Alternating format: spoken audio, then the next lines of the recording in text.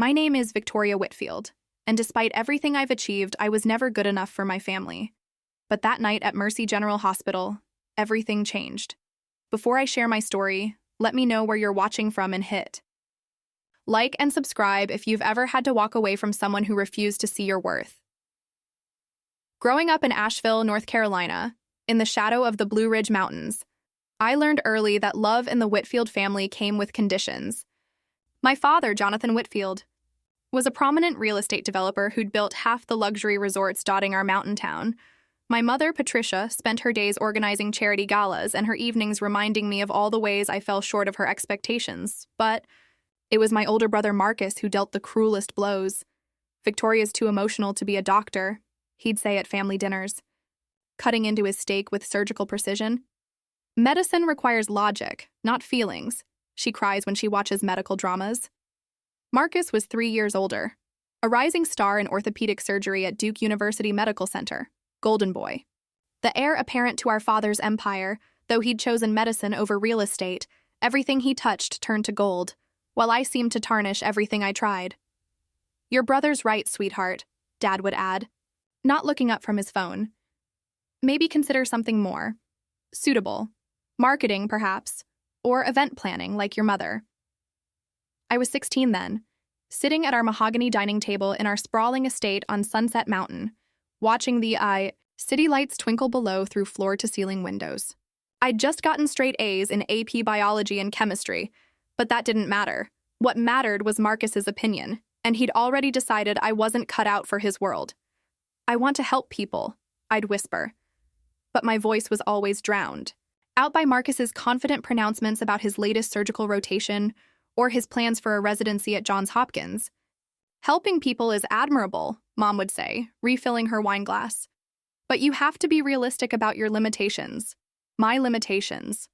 That phrase followed me through high school, through my acceptance to UNC Chapel Hill for pre-med, through the MCAT prep courses I paid for myself with money earned from tutoring other students. Marcus laughed when I got my MCAT scores, a 519 that put me in the 97th percentile. "Lucky guess," he said, not even looking up from his medical journal. "Let's see how you handle the real thing." The real thing. Medical school applications, the interviews, the waiting. I'll never forget the day my acceptance letter arrived from Wake Forest School of Medicine. I was working my summer job at a local clinic, filing patient charts, and dreaming of the day I'd write prescriptions instead of organizing them. The thick envelope was waiting on my desk when I got home, and my hands shook as I opened it. "Congratulations, Victoria. We are pleased to inform you." I ran downstairs, letter clutched in my hand, heart pounding with joy and vindication. My family was gathered in the living room. Dad reading the Wall Street Journal, Mom flipping through Southern Living, Marcus reviewing surgical notes on his laptop. "I got in," I shouted, waving the letter. "Wake Forest accepted me to medical school." The silence that followed was deafening. Dad looked up briefly, nodded, and returned to his paper. "That's nice, honey," Mom smiled tightly. "How wonderful. We'll have to celebrate sometime." But it was Marcus's response that cut deepest. He closed his laptop slowly, turned to face me with that patronizing smile I'd grown to hate, and said, "Victoria, getting in is the easy part. You'll never make it through. You don't have what it takes to actually be a doctor." The letter suddenly felt heavy in my hands. The joy drained from my chest, replaced by that familiar ache of never being enough. "I'll prove you wrong," I whispered. Marcus laughed. Actually laughed. "Sure you will, little sister. Sure you will. Medical school was everything Marcus said it would be and worse. The coursework was brutal, the hours endless, the competition fierce. There were nights I studied until dawn, surviving on coffee and determination, while my classmates seemed to effortlessly absorb complex anatomical structures and pharmaceutical interactions, but I had something they didn't: the burning need to prove my family wrong. While my classmates went home for holidays, I stayed in Winston-Salem, working in the free clinic and studying. When they complained about difficult professors, I sought out the hardest rotations. When they talked about work-life balance, I added research projects to my already overwhelming schedule. My phone rarely rang with calls from home. Dad was busy with a new resort development and cashiers. Mom was planning her annual spring charity auction. And Marcus was completing his residency at Duke. where he'd met his fiancée, a pharmaceutical heiress named Brittany Pemberton, whose family owned half of Research Triangle Park. The few times I did speak to my family, the conversations were stilted and brief. "How's school?" Dad would ask, but I could hear him typing in the background. "Difficult, but I'm managing," I'd reply. "That's good, sweetheart. Your mother wants to know if you'll be home for Thanksgiving." I usually wasn't. I usually had hospital rotations or research deadlines that conveniently conflicted with family gatherings. It was easier than sitting at that mahogany table, listening to Marcus recount his surgical triumphs, while I tried to explain why pediatric medicine fascinated me. "Children are unpredictable," Marcus had said during one rare visit home. "You can't apply standard protocols to someone who can't properly communicate their symptoms. It's too chaotic for someone like you, someone like me, emotional, soft, unsuited for the precise world of medicine, but I found my calling in pediatric emergency medicine, where that supposed weakness, my emotional nature, became my greatest strength. Children responded to kindness, to gentle voices in scary moments, to doctors who didn't just treat symptoms but understood fear. Dr. Sarah Chen, my pediatric rotation supervisor, saw something in me that my family never had. "You have a gift, Victoria," she said one evening after I'd successfully calmed a terrified 6-year-old with a broken arm. "You make them feel safe. That's not something you can teach in medical school." When I matched for my residency at University of Vermont Medical Center in Burlington, I called home with the news. Mom answered on the 4th ring. "Oh, that's lovely, dear. Vermont is beautiful this time of year. Your cousin Jennifer just got engaged to a lawyer in Charlotte. Did I tell you? The wedding's going to be at the Grove Park Inn." I could hear Marcus in the background talking to someone about surgical instruments. "Tell Marcus I matched," I said. "Marcus, honey. Victoria matched for her residency in Vermont." I heard his voice, distant and dismissive. "Good for her. Hope she can handle the cold."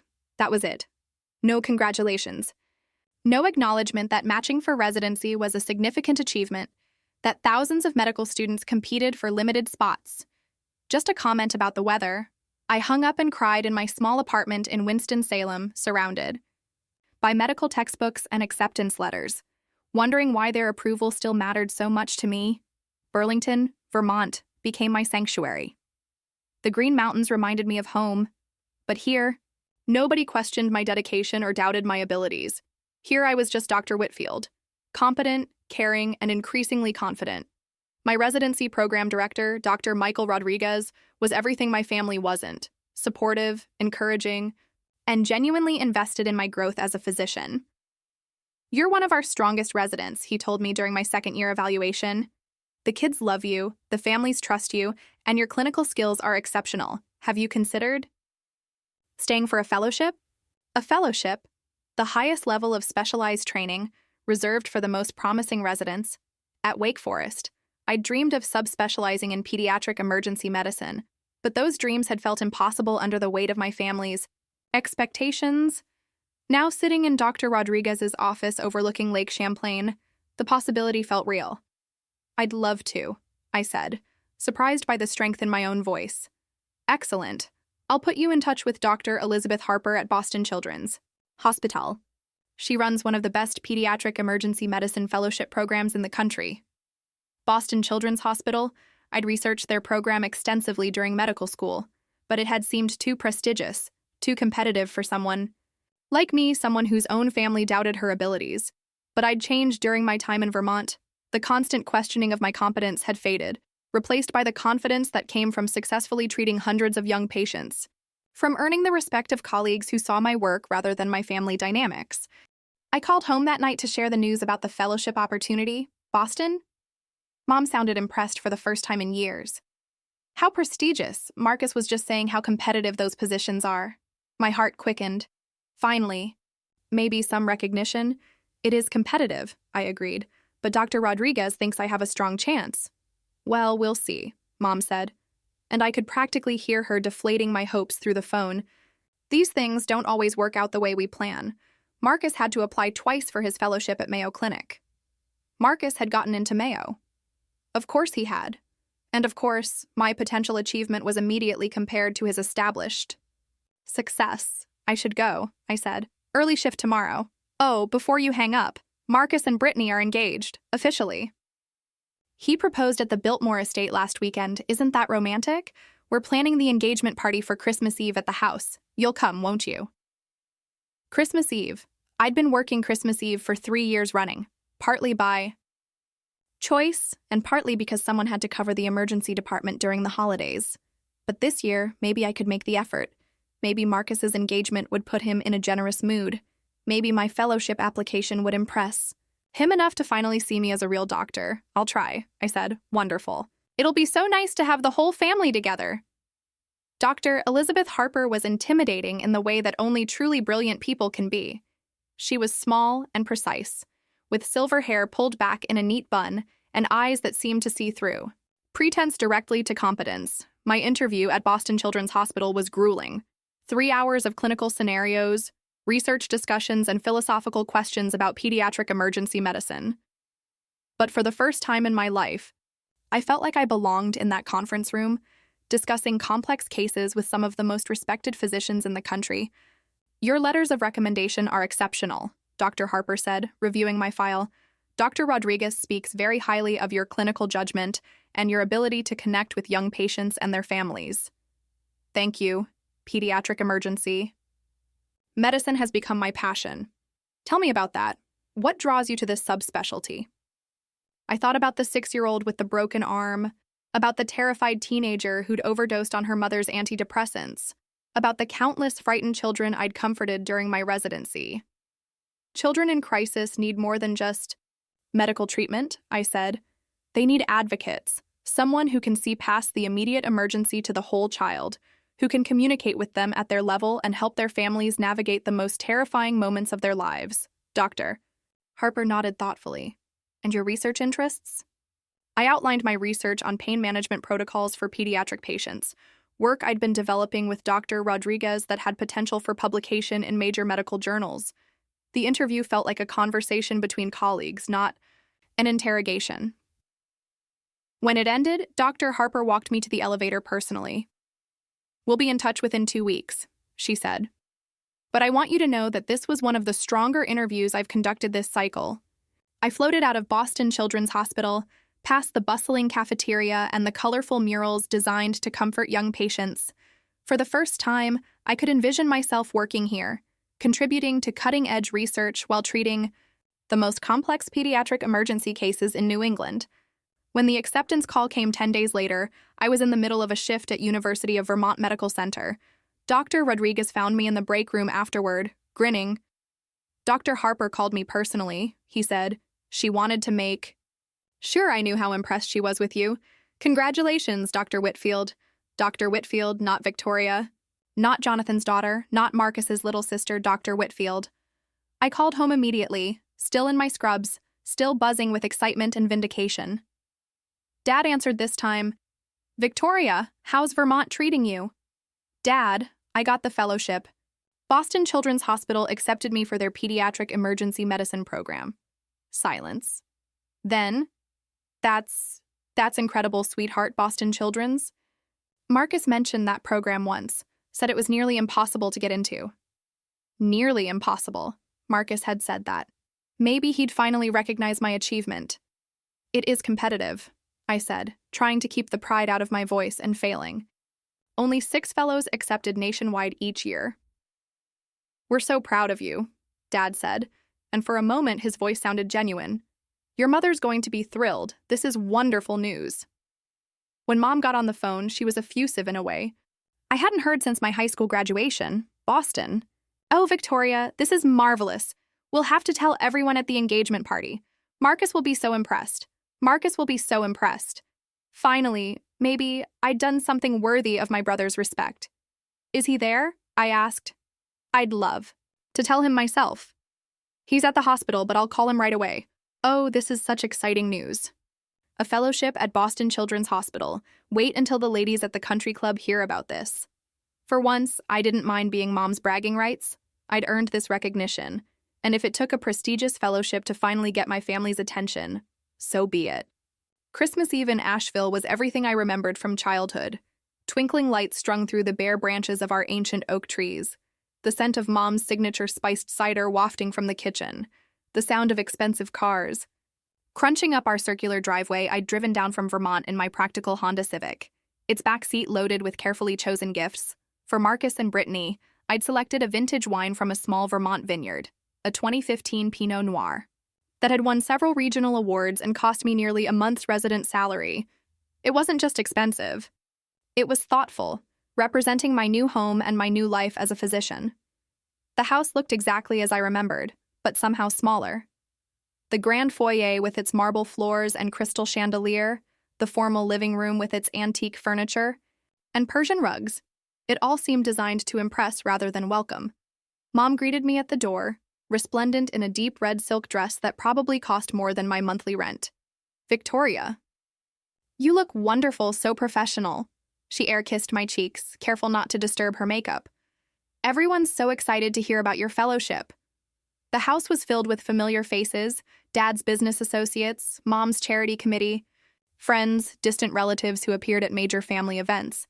I recognized Dr. William Pemberton, Brittany's father, deep in conversation with Dad about pharmaceutical regulations. Mrs. Eleanor Ashford from the country club was admiring Mom's Christmas decorations while her husband discussed golf handicaps with Uncle Robert. And there, holding court near the marble fireplace, was Marcus. He looked every inch the successful surgeon in his perfectly tailored navy suit, his dark hair slightly gray at the temples in a way that made him look distinguished rather than old. Brittany stood beside him in a shimmering gold dress, her enormous engagement ring catching the light from the chandelier. I took a deep breath, clutched the wine bottle a little tighter, and approached.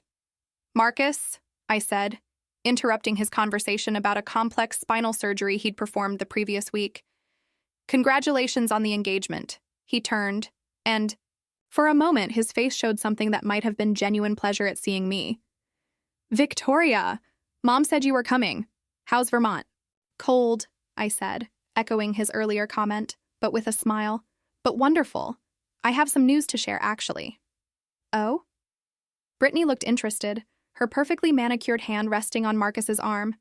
I'd practiced this moment during the long drive south, imagining different ways to share my achievement, casual and modest, proud and confident.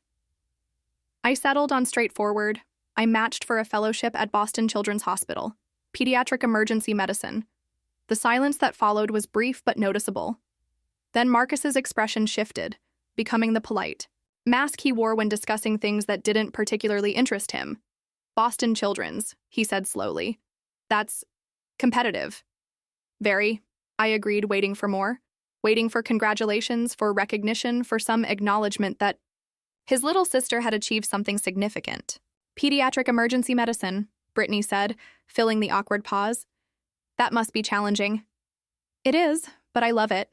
The cases are complex, and you're really making a difference in these children's lives during their most vulnerable moments." Marcus nodded absently, already looking past me toward another group of guests. "That's nice, Victoria. Emergency medicine suits you. It's very reactive." Reactive, not thoughtful or strategic or skilled. Reactive. "Well," I said, forcing enthusiasm into my voice, "I brought you both something to celebrate the engagement." I held out the wine bottle, wrapped in elegant gold paper with a cream-colored ribbon. I'd included a card explaining the vintage and the vineyard's story, thinking Marcus might appreciate the thought I'd put into the selection. "How thoughtful," Brittany said, accepting the bottle with a polite smile. She glanced at the label briefly before setting it on a nearby side table without reading the card. "We'll have to try this sometime." Marcus had already turned back to his previous conversation about surgical techniques. I stood there for a moment, invisible despite being directly in front of them, watching my carefully chosen gift disappear among the crystal decanters and silver picture frames. "Victoria."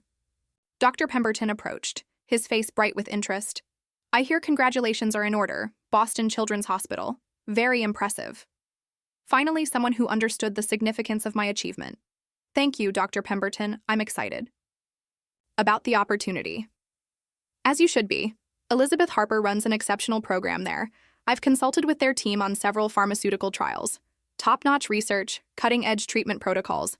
You should be very proud. I glanced at Marcus, hoping he'd caught Dr. Pemberton's praise, but he was now discussing real estate development with Dad, the medical conversation apparently forgotten. The evening continued in a similar pattern. Family. Friends and acquaintances congratulated me warmly, understanding the prestige of my fellowship, while my own family treated it as a minor footnote to Marcus and Brittany's engagement celebration. As the night wore on, I found myself gravitating toward the edges of conversations, smiling politely while relatives I barely knew asked about my little medical thing and whether I'd found a nice doctor to marry. Yet, around 11 o'clock, I decided to leave. I'd fulfilled my family obligation, shared my news, and presented my gift. The 3-hour drive back to Burlington suddenly seemed appealing. I found Mom in the kitchen, directing the catering staff through the cleanup process. "Leaving already?" she asked, not pausing in her organization of leftover hors d'oeuvres. "Early shift tomorrow," I lied. "Thank you for a lovely evening." "Of course, dear. Drive safely. And Victoria?" She paused, looking at me with an expression I couldn't quite read. "We really are proud of you. This fellowship is quite an achievement. We really are proud of you." The words I'd been waiting to hear my entire life, delivered as an afterthought in a kitchen full of catering staff and dirty dishes. "Thank you," I said. I didn't bother saying goodbye to Marcus. He was still holding court in the living room, regaling guests with stories of his latest surgical innovations, while Brittany showed off her ring to a group of admiring women. As I drove north through the dark mountains, I tried to process the evening's emotions. I'd achieved something significant, something that impressed medical professionals and family friends alike. But somehow, my family's lukewarm response had managed to diminish that achievement, turning my fellowship into just another thing that wasn't quite as important as Marcus's success. By the time I reached Burlington, I'd made a decision. I was done seeking their approval. I had work to do, patients to help, and a career to build. If they couldn't see my worth, that was their loss, not mine. The Pediatric Emergency Medicine Fellowship at Boston Children's Hospital was everything I'd hoped and more. Dr. Harper was a demanding but brilliant mentor, pushing me to think beyond standard protocols and consider the whole child in every clinical decision. My days were intense. 12-hour shifts managing everything from routine accidents to complex trauma cases, research projects examining pain management innovations, teaching responsibilities with medical students and residents. But for the first time in my life, I felt like I was exactly where I belonged. Your research on non-pharmaceutical pain management in pediatric patients is gaining significant attention, Dr. Harper told me during my 6-month evaluation. The preliminary data suggests we could revolutionize how we approach pain control in children's emergency departments. The research had become my passion project, developing protocols that combine traditional medical interventions with innovative comfort measures, reducing the need for opioid medications in young patients while improving their overall experience during emergency treatment. Dr. Chen at Wake Forest wants to collaborate on expanding the study, I told her, and Dr. Rodriguez in Vermont is interested in implementing our preliminary protocols. Excellent. You're building a national network of colleagues who respect your work. That's how you advance in academic medicine. Academic medicine, a year ago, I'd been focused simply on completing my residency and finding a good job. Now I was contributing to research that could impact thousands of children nationwide. I'd also found something I'd never expected in Boston, a personal life that didn't revolve around seeking family approval. My fellow fellows became close friends.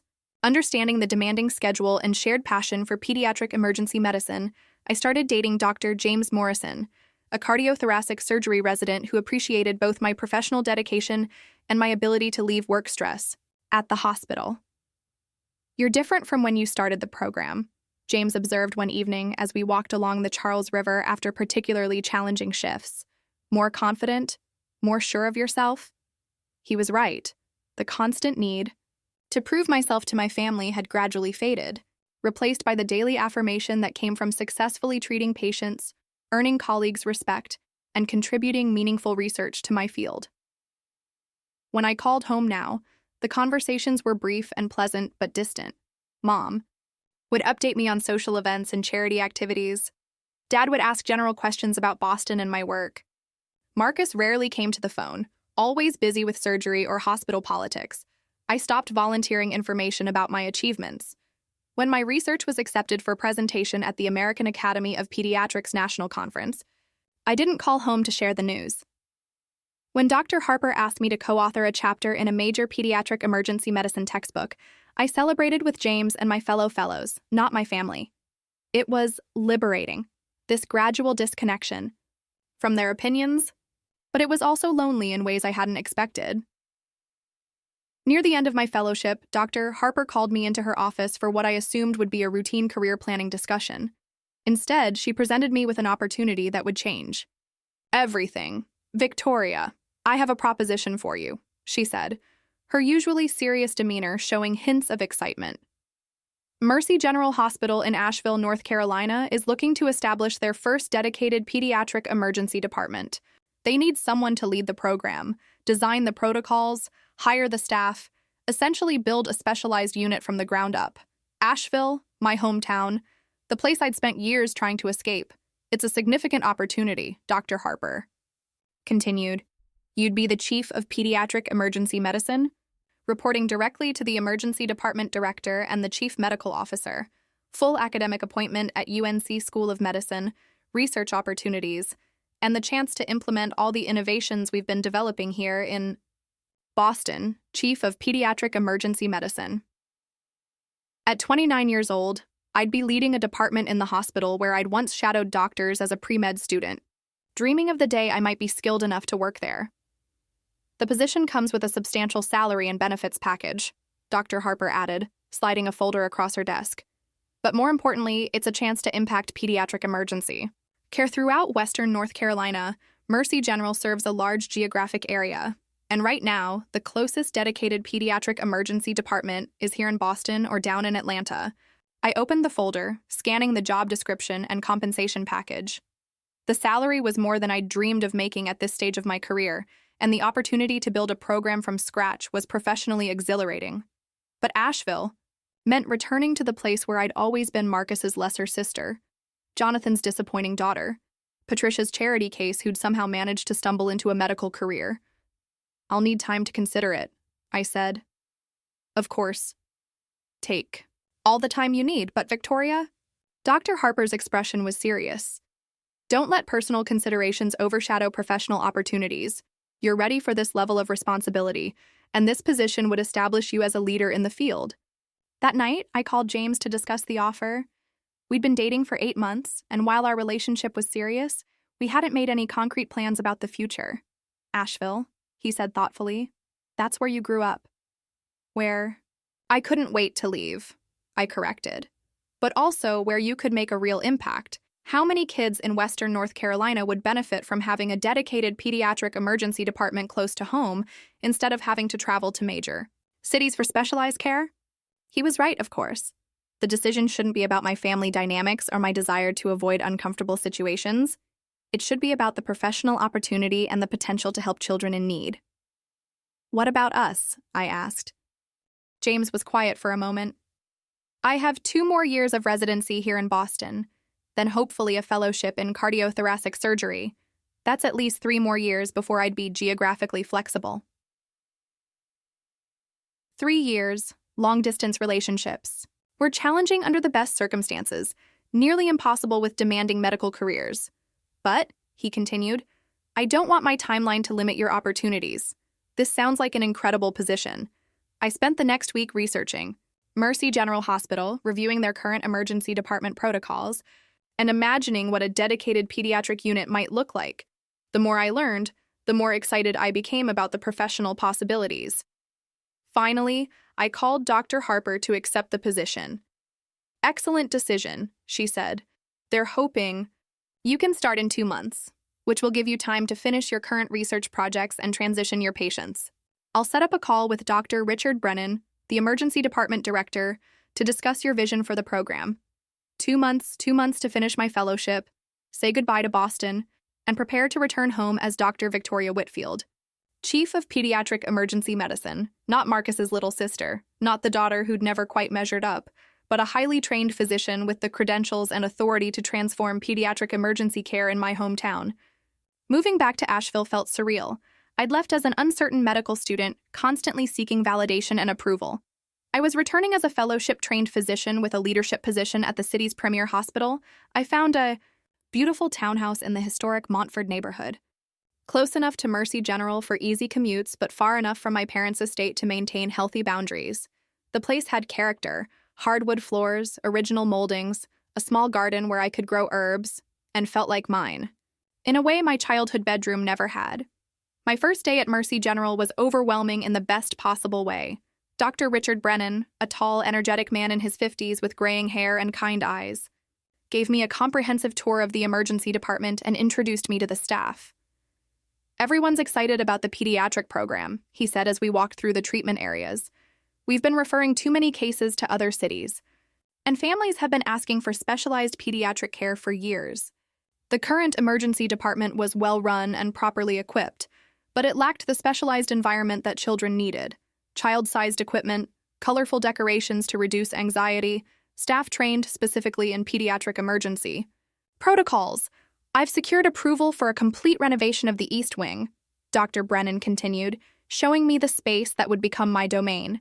4 dedicated pediatric treatment rooms, a specialized trauma bay, a family consultation area, and offices for you and your staff. My staff. I'd be hiring nurses, residents, and eventually additional physicians as the program grew. Building a team from scratch, implementing the protocols I developed during my fellowship, creating something entirely new. "When do we announce the program publicly?" I asked. "Once you're comfortable with the initial setup and staffing, probably 3 to 4 months. We want to make sure everything is perfect before we start advertising specialized pediatric emergency services. 3 to 4 months to build something extraordinary." 3 to 4 months before my family, before Marcus, would learn about my new position through hospital announcements and local media coverage. I hadn't told them about the job yet. Mom knew I was moving back to Asheville, but assumed I'd taken a standard emergency medicine position. Dad thought it was nice that I'd be closer to home. Marcus, as far as I knew, was unaware I'd even left Boston. The anonymity was liberating. I could focus on my work without worrying about their opinions or reactions, building my reputation based on professional competence rather than family dynamics. The first 3 months at Mercy General flew by in a whirlwind of renovation meetings, staff interviews, protocol development, and equipment selection. I worked closely with pediatric specialists from other departments, ensuring our emergency protocols would integrate seamlessly with the hospital's existing services. Dr. Sarah Martinez, the chief of pediatrics, became an invaluable ally and friend. "Your reputation preceded you," she told me during one of our planning meetings. "Dr. Harper speaks very highly of your work in Boston, and your research on pediatric pain management has already influenced our general protocols." I'd hired an exceptional team, experienced pediatric emergency nurses from Charlotte and Atlanta, residents eager to gain specialized training, and support staff who understood the unique needs of children and families in crisis. We'd created an environment that was both medically sophisticated and child-friendly, with colorful murals painted by local artists and equipment designed specifically for pediatric patients. "This is going to revolutionize emergency care for children in Western North Carolina," Dr. Brennan said during our final pre-opening inspection. "You've created something special here, Victoria." The local medical community had taken notice. I'd been invited to present our protocols to the North Carolina Pediatric Society and had received inquiries from other hospitals interested in developing similar programs. At 29, I was being recognized as an expert in my field, sought out for my knowledge and leadership. But it was the quiet moments that meant the most. Late evenings when I'd walk through our nearly completed pediatric emergency department, imagining the children we'd soon be treating, the families we'd comfort, the lives we might save. 2 weeks before our official opening, Dr. Brennan suggested we announce the program with a press conference and open house for the medical community. "The mayor wants to attend," he said. "This is a significant addition to Asheville's healthcare infrastructure. We should celebrate appropriately. A press conference, media coverage, public recognition that would make my new position impossible to ignore." I thought about calling my family to give them advance notice, but decided against it. They'd learn about my achievement the same way the rest of the community would, through news reports and hospital announcements. The official opening of Mercy General's Pediatric Emergency Department was scheduled for a Monday morning in October. We'd spent the weekend doing final preparations, training simulations, and equipment checks. Everything was perfect. Sunday evening, I was at the hospital putting finishing touches on my office when my pager buzzed with an urgent message. "Multi-vehicle accident on I-40. Multiple pediatric casualties en route. ETA 15 minutes. Dr. Whitfield to pediatric emergency, stat. Dr. Whitfield to pediatric emergency, stat? This was it. Our first major case, arriving 12 hours before our official opening. I grabbed my white coat and ran toward the department, my heart pounding with adrenaline and anticipation. The next hour was controlled chaos. 3 children from 2 different families, all injured in a collision involving a drunk driver and 2 family vehicles.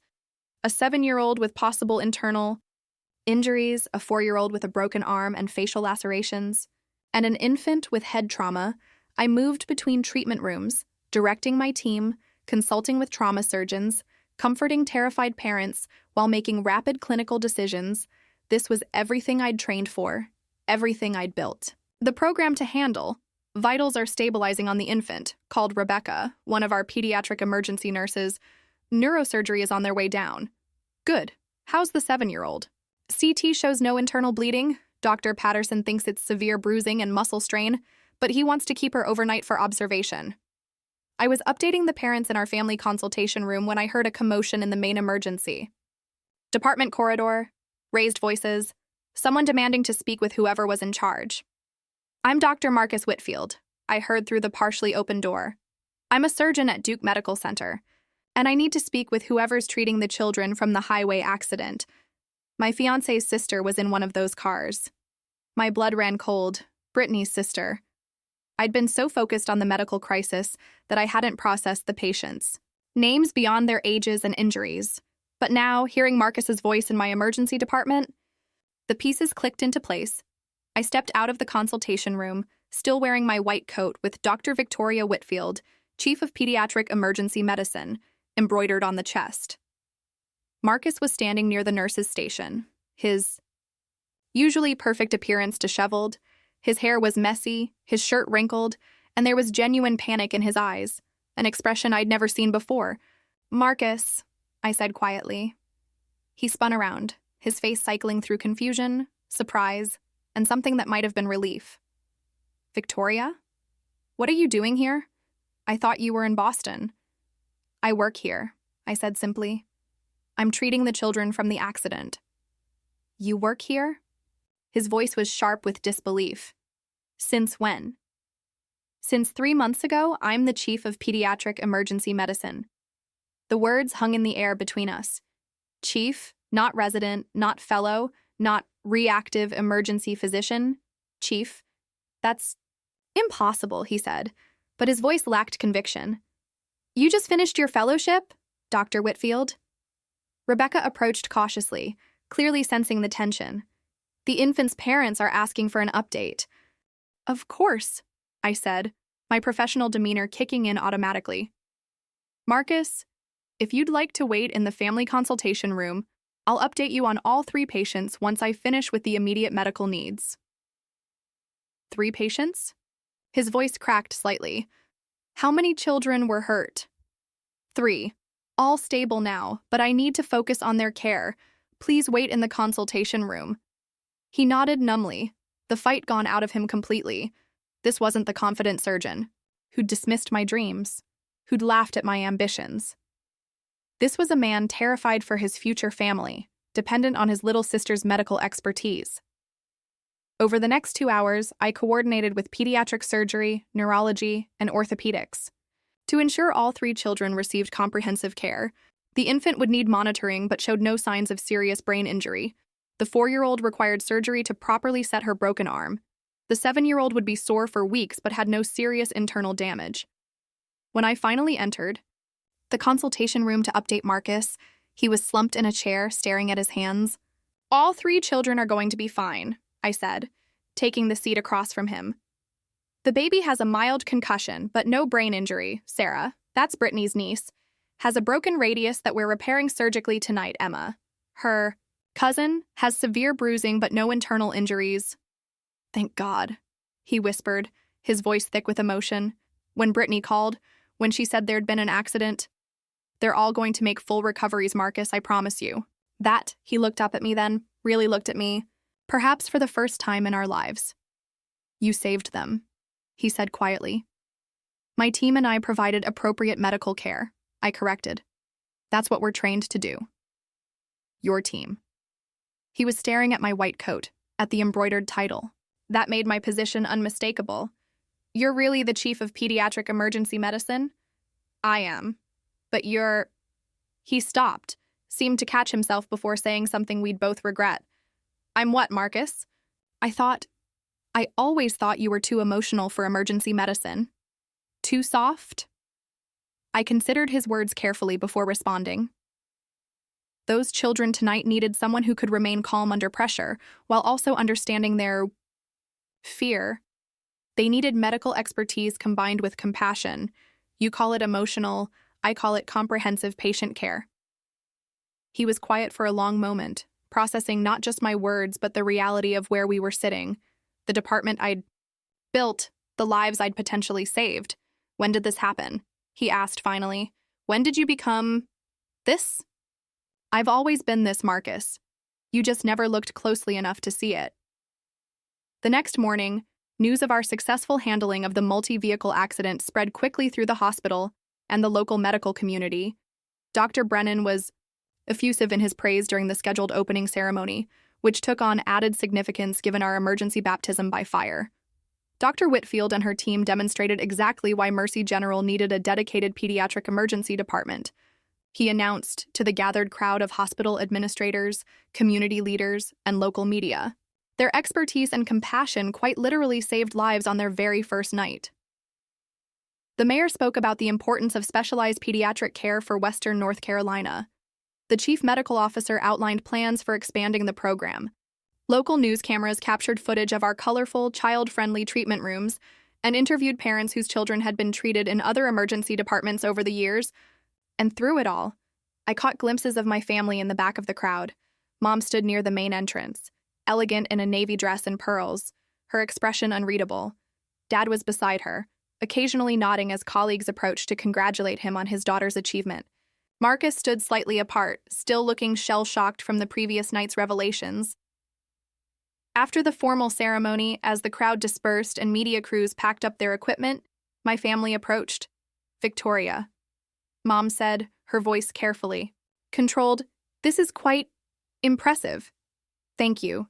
I kept my tone professional, unsure of their intentions. "Why didn't you tell us?"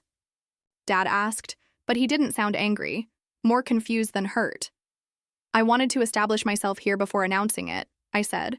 "I thought it would be better to let my work speak for itself." "Your work?" Marcus repeated quietly.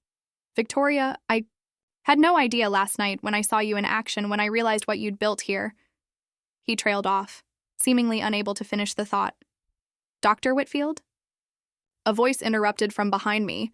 I turned to see Dr. Patricia Huang, the chief of pediatric surgery, approaching with a warm smile. "Dr. Huang, thank you for coming to the ceremony. I wouldn't have missed it. Your team's coordination last night was exceptional. The way you managed 3 complex cases simultaneously while keeping the families informed and calm, that's the kind of leadership this hospital needs." I noticed my family listening intently to this assessment from a colleague they didn't know, hearing professional praise that had nothing to do with family dynamics or expectations.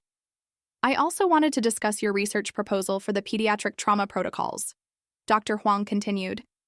"The review committee was very impressed. We'd like to move forward with the study, possibly expanding it to include our colleagues at Wake Forest and UNC, a research study, multi-institutional collaboration, academic recognition that would advance pediatric emergency medicine beyond just our hospital." "That's wonderful news," I said. "I'll call you later this week to discuss the details." Dr. Huang nodded and moved away, leaving me alone with my family once again. "Research?"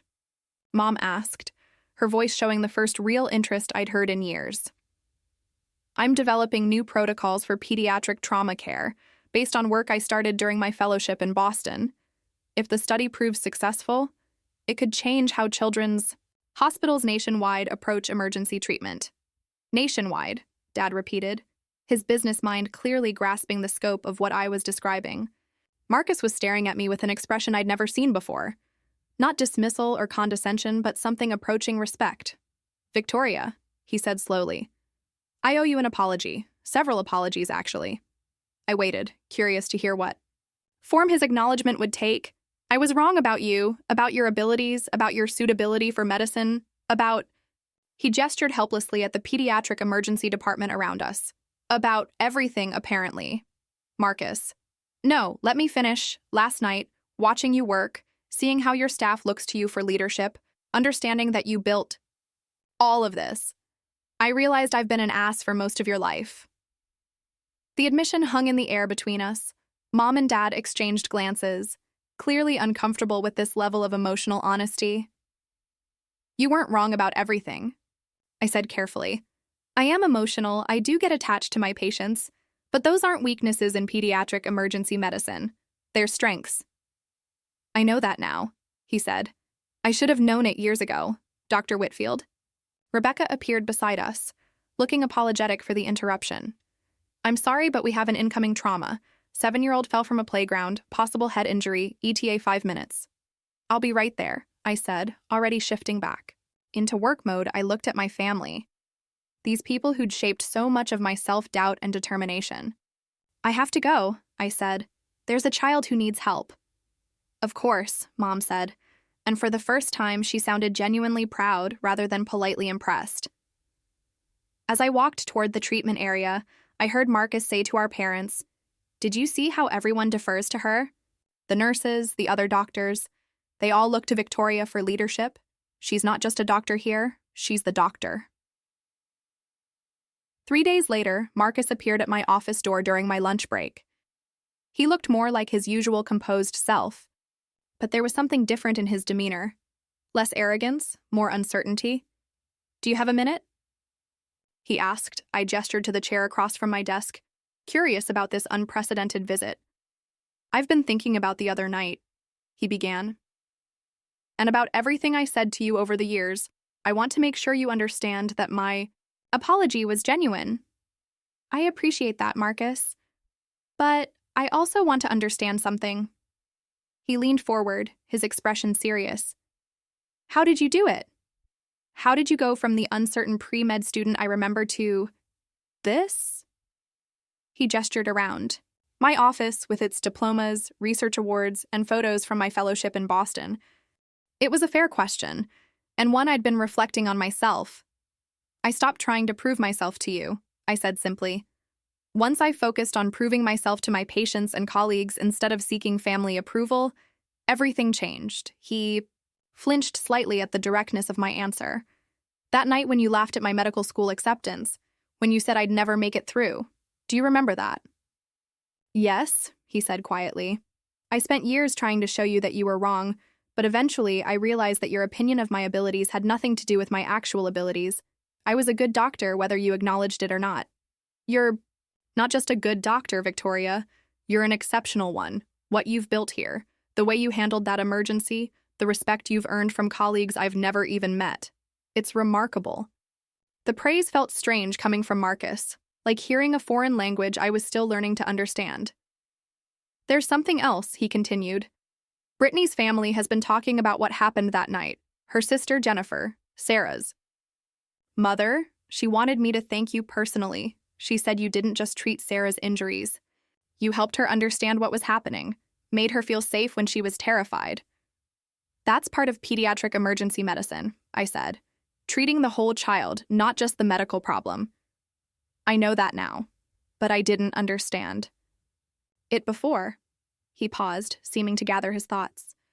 "I've been thinking about our conversation, about you calling me emotional as if it were a weakness. In surgery, we're taught to maintain clinical distance, to make decisions based purely on medical factors. But watching you work, I realized that what I called emotional attachment might actually be a different kind of clinical skill." This was the longest, most thoughtful conversation Marcus and I had ever had about medicine, or about anything, really. "Different specialties require different strengths," I agreed. "Your precision and objectivity serve your surgical patients. Well, my emotional intelligence serves my pediatric patients well, and both approaches are valuable," he said, as if testing out the concept. "Both approaches are essential." He nodded slowly, then stood to leave. At the door, he turned back. "Victoria, I'm proud of you. I should have said that years ago. But I'm saying it now. I'm proud to be your brother." After he left, I sat in my office for a long time, processing the conversation and the emotions it had stirred up. This acknowledgement I'd craved for so long had finally come. But it felt different than I'd expected. Important, but not transformative. Meaningful, but not life-changing. I'd already learned to value myself independent of his opinion. His recognition was gratifying, but it wasn't necessary for my sense of professional worth or personal identity.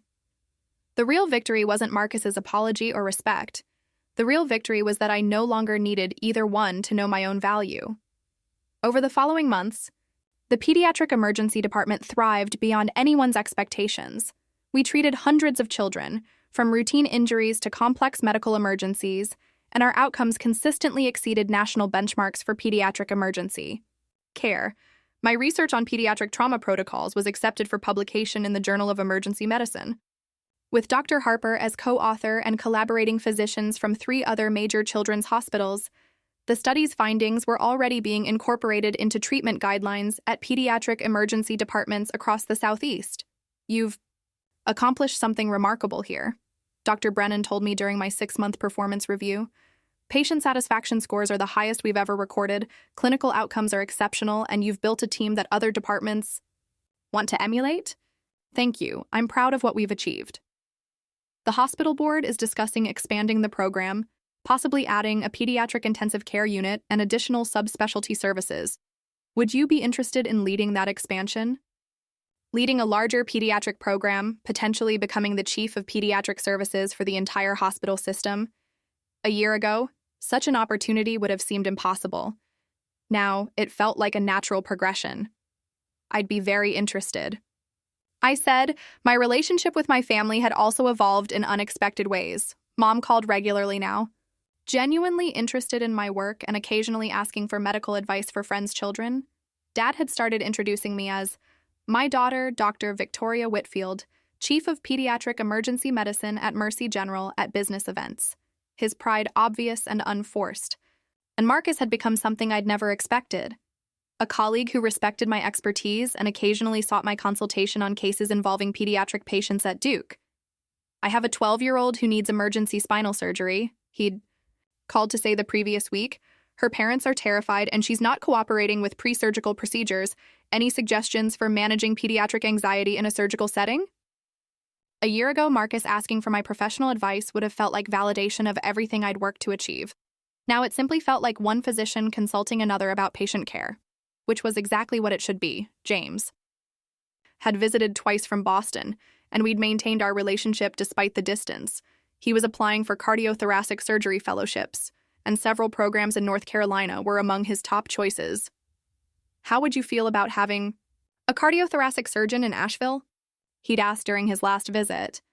I'd feel like the luckiest pediatric emergency physician in Western North Carolina, I'd replied. Everything in my life was falling into place in ways I'd never dared imagine during those lonely years of medical school and residency when family approval seemed more important than professional achievement. The call came on a Tuesday morning in March, while I was reviewing treatment protocols with my newest pediatric emergency nurse, Dr. Whitfield. This is Dr. Elizabeth Harper from Boston Children's Hospital. Dr. Harper, how are you? I'm well, thank you. I'm calling with some exciting news. The American Academy of Pediatrics has selected you for their Young Physician Leadership Award. Recognizing outstanding contributions to pediatric emergency medicine by physicians under 35, I nearly dropped the phone. The Young Physician Leadership Award was one of the most prestigious recognitions in pediatric medicine, given annually to only 3 physicians nationwide. I'm honored, I managed to say. The selection committee was particularly impressed. With your research on pediatric trauma protocols and your success in establishing the pediatric emergency program at Mercy General, you'll be recognized at the national conference in Chicago next month with a keynote presentation about your work. A keynote presentation at the national conference to hundreds of pediatric physicians from across the country. The award comes with a $10,000 research grant and automatic invitation to join the Academy's Emergency Medicine Research Committee. Dr. Harper continued, "Congratulations, Victoria. This recognition is well-deserved." After I hung up, I sat in my office, staring out the window at the mountains I'd grown up with, processing the magnitude of what had just happened. This wasn't just professional recognition. This was acknowledgement that I'd become a leader in my field, someone whose work was influencing pediatric emergency medicine nationally. I called James first, then Dr. Rodriguez in Vermont, then several colleagues from my fellowship program. Each conversation reinforced the significance of the award and the doors it would open for future research and leadership opportunities. Finally, I called home. Mom, I have some news to share. Of course, dear. How are things at the hospital? I told her about the award, explaining its significance in the medical community and what it meant for my career trajectory. Victoria, that's wonderful. Her excitement was genuine and immediate. The American Academy of Pediatrics, that's a very big deal, isn't it? It is, the biggest recognition I could receive at this stage of my career. We're so proud of you. Your father is going to be thrilled. And Marcus? Oh, Marcus will be so impressed. Marcus will be so impressed 6 months ago. That phrase would have meant everything to me. Now, it was simply one person's opinion among many that mattered. But when Marcus called an hour later, his response surprised me. Victoria, I just heard from Mom about your award. That's incredible. Congratulations. Thank you. I looked up the Young Physician Leadership Award online. Do you realize how competitive that recognition is? 3 physicians in the entire country selected from thousands of nominees. I'm still processing it myself. You should be incredibly proud, he said, and his voice carried none of the condescension I'd grown accustomed to over the years. This isn't just about you anymore, Victoria. This is about you representing pediatric emergency medicine on a national stage. That's extraordinary. After he hung up, I realized something had fundamentally shifted in our relationship. Marcus was no longer the big brother reluctantly acknowledging his little sister's modest achievements. He was a fellow physician recognizing a colleague's exceptional accomplishment. The American Academy of Pediatrics National Conference in Chicago was everything I'd hoped and more. My keynote presentation, Building Excellence in Pediatric Emergency Medicine from Vision to Implementation, was attended by over 500 physicians and received enthusiastic feedback from colleagues across the country. Dr. Whitfield, your approach to integrating research with clinical practice is exactly what our field needs, commented Dr. Michael Chen, Chief of Pediatric Emergency Medicine at Children's Hospital of Philadelphia. Have you considered developing a training program for other physicians looking to establish similar programs? A training program? Teaching other physicians how to build specialized pediatric emergency departments? Spreading the model I'd developed in Asheville to hospitals nationwide? That's an intriguing possibility, I said. I'd be interested in exploring it. The networking opportunities were invaluable. Connections with researchers, department heads, and hospital administrators from major medical centers across the country. Several offered collaboration opportunities, speaking engagements, and consulting positions. But the most meaningful moment came during the award ceremony itself, as I stood at the podium, looking out at hundreds of pediatric physicians who dedicated their careers to improving children's health. I felt a profound sense of belonging and purpose. When I started medical school, I said during my acceptance speech, I thought success meant proving doubters wrong. I've learned that true success means focusing so intently on serving your patients that you forget about the doubters entirely. The applause was sustained and genuine, from colleagues who understood the dedication required to reach this level of professional achievement. After the ceremony, I called my family from my hotel room to share the experience. How did it go? Mom asked immediately. Better than I could have imagined, the presentation was well received, and I've made connections that will benefit our program in Asheville for years to come. We watched the live stream, she said, surprising me. Your father and I, and Marcus and Brittany, we watched your entire presentation. They'd watched. My family had taken time from their busy lives to watch me speak at a national medical conference, understanding finally that this recognition represented something significant. What did you think? We thought you were brilliant, Mom said, her voice thick with emotion. Victoria, watching you up there, so confident and knowledgeable, speaking to all those distinguished physicians as an equal, we were so proud we could barely contain ourselves. Marcus kept saying, "That's my sister," she continued. He was practically bursting with pride. That's my sister. Not the emotional one who wasn't cut out for medicine, but the accomplished physician representing our family on a national stage. 6 months after the conference, I was working late in my office when I heard a commotion in the main emergency department. Not unusual.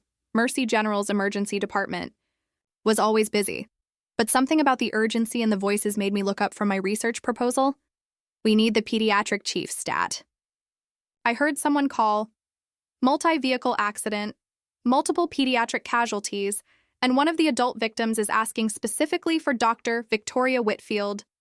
I grabbed my white coat and ran toward the main emergency department, my heart racing.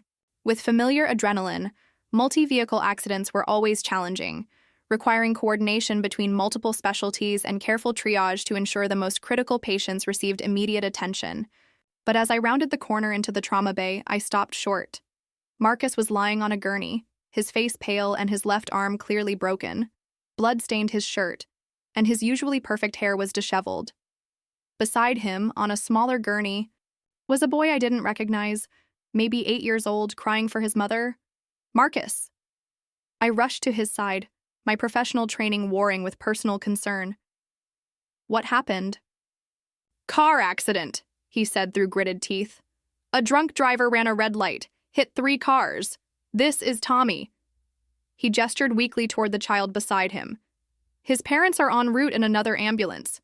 He was scared, so I told him my sister was the best pediatric doctor in North Carolina and she'd take care of him. My sister was the best pediatric doctor in North Carolina. Marcus, injured and in pain, had used his connection to me to comfort a frightened child. Tommy, I said, turning to the boy while keeping one eye on Marcus's vital signs. I'm Dr. Victoria. My brother Marcus told you I was coming, right? The boy nodded, tears streaming down his face. He said you help kids who get hurt. That's exactly what I do. Can you tell me where you're hurt? Over the next hour, I coordinated care for both patients. Tommy had a concussion and several bruised ribs, but no serious injuries. Marcus had a compound fracture of his left radius and needed surgery to repair the break properly. You know, Marcus said, as the orthopedic surgeon prepared to take him up to the operating room. This is the first time I've been a patient instead of a doctor. It's terrifying. You're going to be fine, I assured him. Dr. Patterson is excellent, and compound radius fractures are very manageable.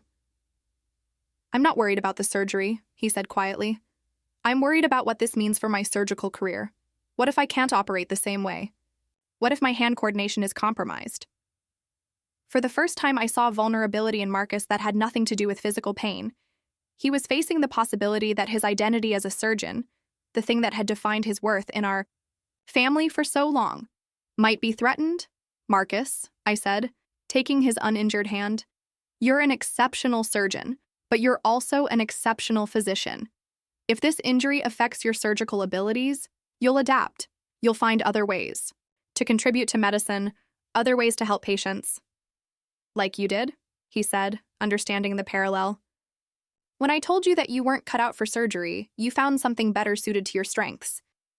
I found something that needed my particular combination of skills, I corrected. Just like you'll find ways to use your medical knowledge and experience, regardless of how this injury heals. The orderly arrived to transport him to surgery, but Marcus held my hand for another moment.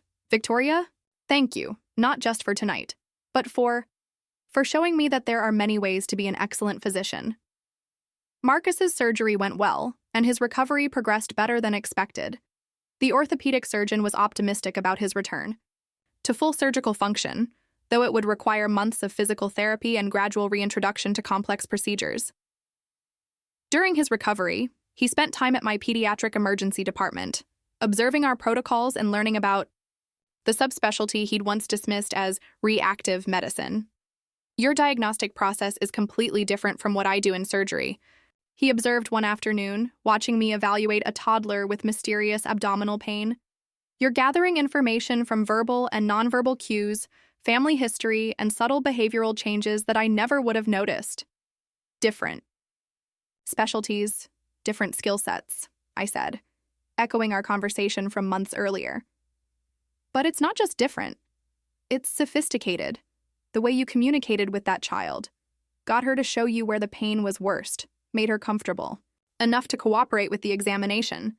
That's a clinical skill I never developed. Over several weeks, our conversations deepened beyond medical techniques to broader questions about career fulfillment, family expectations, and personal identity. "I've been thinking about our childhood," Marcus said one evening as we walked through downtown Asheville after my shift ended. "About the way I treated you, the things I said about your medical school dreams." "Marcus, we've already discussed this." "No, let me finish. I've been trying to understand why I was so dismissive of your abilities, so quick to assume you couldn't succeed in medicine." I waited, curious about his self-reflection.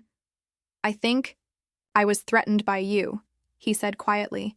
"You were passionate about helping people in a way that I never was. Medicine was a career choice for me, a prestigious profession that would make Dad proud. But for you, it was a calling." "It wasn't. That simple. It was, though, even in high school. You talked about medical school like it was your destiny. I talked about it like it was an achievement to unlock. When you got that MCAT score, when you were accepted to Wake Forest, part of me realized that you belonged in medicine in a way that I never did." This perspective had never occurred to me. I'd always assumed Marcus's dismissiveness came from genuine belief in my inadequacy, not from his own insecurities about belonging in medicine. "So you decided I couldn't succeed because my success would highlight your lack of passion?" "Something like that. If you could become an excellent physician driven by compassion and genuine care for patients, what did that say about my approach to medicine as a career advancement strategy?" "It said you had different motivations," I replied. "That doesn't make you a bad physician, Marcus. You've helped countless patients, developed surgical techniques that improve outcomes, trained residents who will go on to save lives.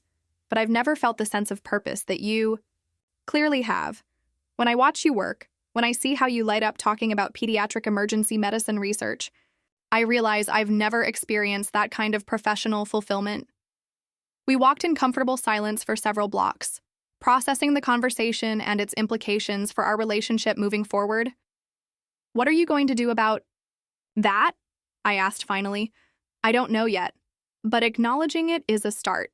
A year after the Academy of Pediatrics Award, I received another call that would change everything again.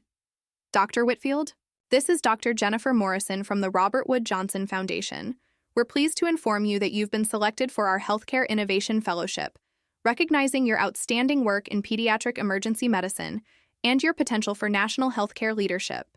The Robert Wood Johnson Foundation Fellowship was among the most prestigious recognitions in American healthcare, a 3-year program supporting innovative physicians who showed potential for transforming healthcare delivery on a national scale. The fellowship includes a full salary, research funding, and the opportunity to develop and implement a major healthcare innovation project based on your work in Asheville. We'd like you to develop a national model for establishing pediatric emergency departments in underserved communities. A national model, taking the program I'd built in Asheville and adapting it for hospitals across the country, particularly those serving rural and underserved populations where children often had to travel hundreds of miles for specialized emergency care. "This is an incredible opportunity," I said, my mind already racing with possibilities. "The fellowship begins next July. You'd be based in Princeton, New Jersey, but you'd travel extensively to partner hospitals and research sites. Are you interested?" Was I interested? This was the opportunity of a lifetime, a chance to impact pediatric emergency care, not just in Western North Carolina, but across the entire United States. "Yes," I said without hesitation. "I'm very interested." After I hung up, I sat in my office, looking out at the mountains that had witnessed my entire journey from uncertain medical student to nationally recognized healthcare innovator. In 3 years, I'd gone from seeking my family's approval to receiving recognition from the most prestigious healthcare foundation in the country. But this opportunity would mean leaving Asheville, leaving the program I'd built, leaving the family relationships I'd finally developed into something healthy and supportive. I called James first, then Dr. Brennan, then my research collaborators, seeking advice and perspective on this career-defining decision. Finally, I called home. "Mom, I have some news." I explained the fellowship, its significance, and the opportunity it represented to influence healthcare policy and delivery at the highest levels. "Victoria, this is extraordinary," Mom said, her voice filled with awe. "The Robert Wood Johnson Foundation. I've heard your father mention them in connection with major healthcare initiatives." "It's a significant recognition," I agreed, "but it means leaving Asheville." For 3 years, yes. But I'd be developing programs that could benefit children across the country, particularly in rural areas that lack specialized pediatric emergency care. Of course you have to do it, she said immediately. This is the kind of opportunity that comes once in a lifetime. When Marcus called an hour later, his response was equally enthusiastic. Victoria, do you understand what this means? The Robert Wood Johnson Fellowship is like a Nobel Prize for healthcare innovation. They're essentially saying you have the potential to transform American healthcare. That might be overstating it. It's not overstating anything. This fellowship has launched the careers of healthcare leaders who've gone on to run major hospital systems, influence national health policy, even serve as Surgeon General. The weight of the opportunity was starting to sink in. This wasn't just professional recognition. It was an invitation to shape the future of pediatric emergency medicine for generations of children. My last day as Chief of Pediatric Emergency Medicine at Mercy General was emotional in ways I hadn't expected. The staff had planned a surprise farewell party, with colleagues from across the hospital coming to wish me well in my new role. Dr. Whitfield changed everything about how we approach pediatric emergency care, said Rebecca, the nurse who'd been with me since our first night. She didn't just build a department. She created a culture of excellence and compassion that influenced the entire hospital. Dr. Brennan presented me with a plaque commemorating my achievements at Mercy General. But his words meant more than the recognition. In 3 years, Victoria transformed not just pediatric emergency care in Western North Carolina, but our understanding of what's possible when you combine clinical excellence with genuine innovation. The Robert Wood Johnson Foundation recognized what we've known all along. Dr. Whitfield is a once-in-a-generation healthcare leader. My family attended the farewell reception, something that would have been unimaginable 3 years earlier. Mom moved through the crowd like a proud politician, telling anyone who would listen about my fellowship and national recognition. Dad discussed the economic impact of specialized pediatric care with hospital administrators and community leaders. And Marcus stood beside me during the formal presentations, introducing himself to my colleagues not as Dr. Marcus Whitfield, successful surgeon, but as Victoria's brother and one of her biggest admirers. I want you to know, he said during the reception, that watching you build this program, seeing the respect you've earned from colleagues across the country, has made me reconsider everything about my own career and priorities. What do you mean? I've been offered a position at Mercy General, he said quietly, Director of Surgical Services, with the opportunity to develop a comprehensive trauma program. It would mean leaving Duke, taking a less prestigious position, but working in a hospital that values innovation and patient-centered care over pure academic reputation. Are you considering it? I'm taking it, he said. I want to work somewhere that measures success the way you do, by patient outcomes and program impact rather than just research publications and surgical volume. Marcus was moving to Asheville, choosing to follow the model I'd established rather than pursuing traditional academic prestige. The reversal was so complete it almost seemed surreal. What changed your mind? I asked. You did, he said simply. Watching you build something meaningful here, seeing how fulfilled you are by work that directly impacts patients and families, I want that kind of professional satisfaction. That evening, my family hosted a private dinner at their house, just the 4 of us for the first time in years. The conversation was relaxed and genuine, focused on my upcoming fellowship and plans for the National Pediatric Emergency Medicine Initiative. I have something for you, Dad said as we finished dessert, reaching into his briefcase to retrieve a leather portfolio. I've been working on this for months. He handed me the portfolio and I opened it to find architectural drawings and development plans for a pediatric medical campus. What is this? I asked, studying the detailed blueprints. A proposal for a comprehensive pediatric medical center in Asheville, he said, his voice filled with excitement. Dedicated pediatric emergency department, intensive care unit, surgical suites designed specifically for children, family support facilities, everything based on the innovations you've developed. I stared at the plans, recognizing elements from my own program design, but expanded and enhanced beyond anything I'd imagined possible.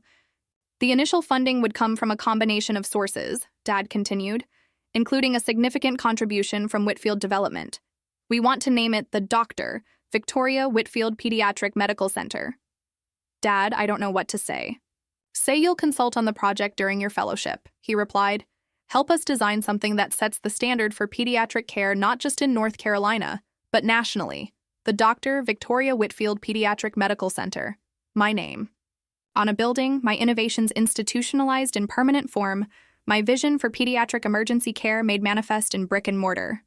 Of course I'll help, I said, my voice thick with emotion. There's one more thing, Mom added, pulling out a small wrapped box. This is from all of us, but especially from Marcus. I unwrapped the box to find a vintage stethoscope, not new or flashy, but clearly antique and beautifully maintained. In detached. Belonged to Dr. Samuel Whitfield, Marcus explained. Our great-grandfather, the physician I was named after, Dad's been keeping it in his safe for years, waiting for the right moment to pass it down. He always said it should go to the family, member who truly understood the calling of medicine.